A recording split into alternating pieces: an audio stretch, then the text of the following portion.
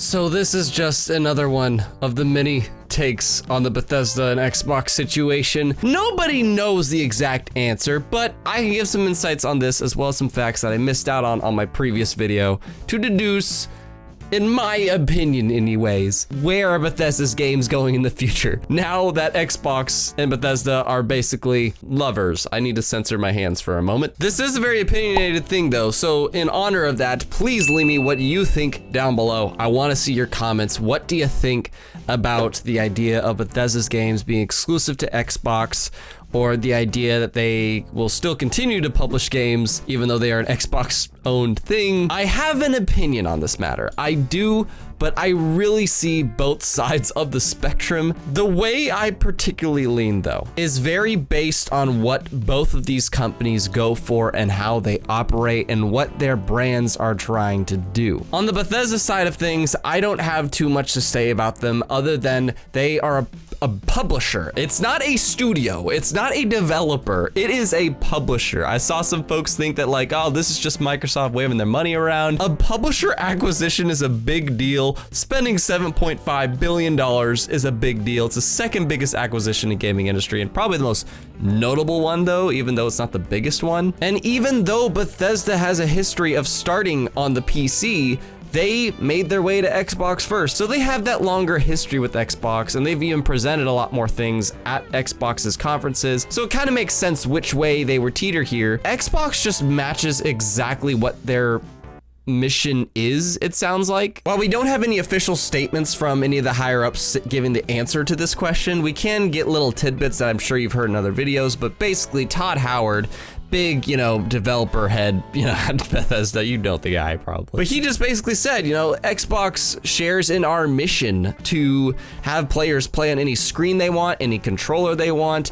and just be able to have access to play our games. And that's really true because Xbox is all about accessibility. Leaning over to the Xbox side of things, they have accessibility more so than any other system platform out there, period. You do not have to buy a Series X or S to play their next games. You can play it on a One, on a Series, on the PC, or on your mobile device or Android device of any kind through xCloud. And they even publish their games somewhat case by case, we'll get into that for a second, onto even other platforms. Look at Ori and the Will of the Wisps. This game just came out this year, reviewed fantastically.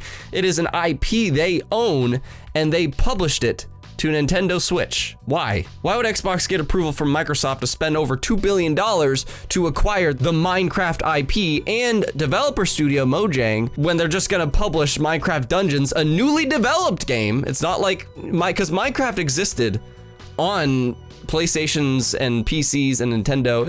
It was a big IP. It's the biggest selling IP of all time. I think the biggest selling individual game, something like that. I think that's actually it. So it makes sense why they kept Minecraft and kept updating Minecraft on all the systems, because they didn't want to take that away from any pre-established. But when they acquired Mojang as a new studio, why would they have Mojang develop a new Minecraft Dungeons game to only publish it on every other system day one at launch? That could be because Minecraft is such a huge IP. Again, biggest selling game of all time. So maybe they just wanted to collect the software sales. Something similar could be said about Ori and the Will of the Wisps. They own the IP that is Ori, but they do not own Moon Studios, the developer. That's the one difference with the Minecraft thing. They own the IP and developer of Minecraft, but they do not own the developer and IP of Ori. They just own the IP, so maybe that was something Moon Studios, like they had a contract, I don't know. But regardless, this idea is that Xbox publishes on other platforms. More specifically, they're much more lenient about it than PlayStation is. Immensely more lenient. And if Bethesda for some reason needed to do this acquisition, or more specifically ZeniMedia Max or whatever they're called, if they needed to do this, then it makes sense that they would go with Xbox because they are the much more lenient person, and even if they aren't, their platform is the most accessible. It is the biggest one. And we can't forget the direction that Phil Spencer has put Xbox these past few years. He has really taken the company to a direction that just is completely on its own. And Xbox is all about accessibility for the player and really making them feel special in their ecosystem instead of just the box. The thing about getting a box, and if you get Game Pass especially with it, is that you are being taken care of. You get all of these Bethesda games day one, which is still insane to me. You get these games day one for free if you're a Game Pass subscriber, and soon they're gonna add all of Bethesda's games onto Game Pass, and that's a huge library to have on only the Xbox ecosystem.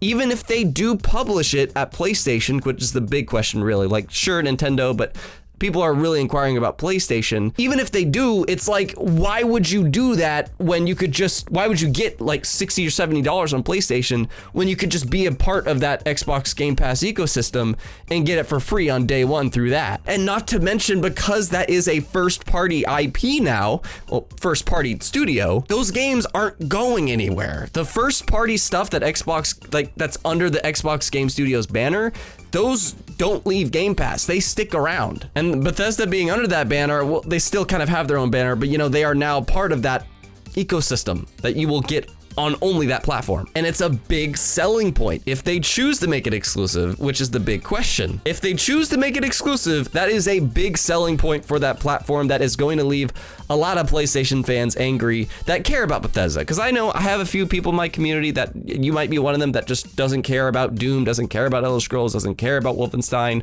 Bethesda is big enough to have their own press conference at E3 for the past couple years. They are a legitimate publisher and have some of the greatest games of all time under their banner. And that is why people debate this issue. Can you imagine how many people will be burning the streets if they're PlayStation fans that are eagerly awaiting Elder Scrolls 6, but they can't play it? But would Xbox do that? The new direction of Xbox is all about accessibility and play things wherever you want.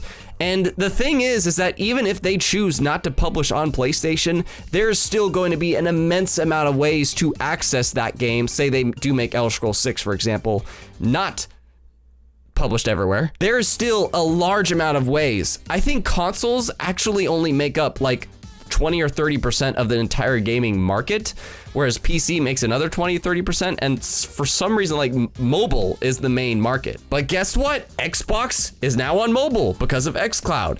Xbox is now on PC because of PC Game Pass, and Xbox is in the console space with their console. They are literally in all three of the gaming spaces and cover a good 80% of the entire ways that people access games. So could they publish the PlayStation? Yes. Is it needed? No. The one argument I see about this is yes, software sales is software sales. That's really where the money is made for all these publishers and, you know, first parties and stuff for PlayStation, Xbox. Yes, selling the box is great, but it's about software sales. It's about the user base. And Xbox is leaning towards just getting that big user base into that ecosystem that they can do software sales. And yeah, if they want to recoup that $7.5 billion, which is a lot, they can publish Starfield and Elder Scrolls 6 on PlayStation and get that cut of sales on that system, which will have a huge user base. The other way they can recoup those expenses though, making it exclusive to the platform that is the most accessible platform there is, and getting a lot more Game Pass subscribers because the value of Game Pass just went immensely up, which Game Pass is already in just this year. They got 5 million new subscribers, which is making them a lot of money a year.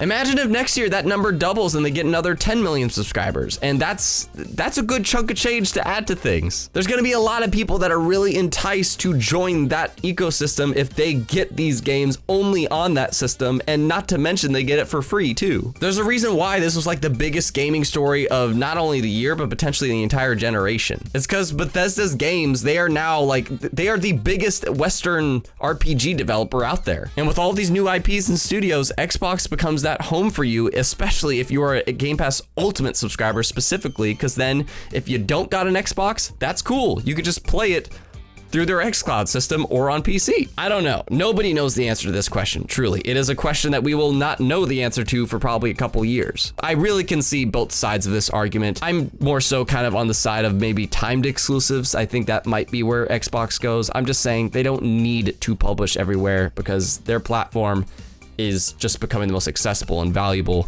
especially after this deal. If we get over 100 likes on this video, I will do a live stream about this because man, there is a lot to break down in this topic. Those are my thoughts, but leave me yours.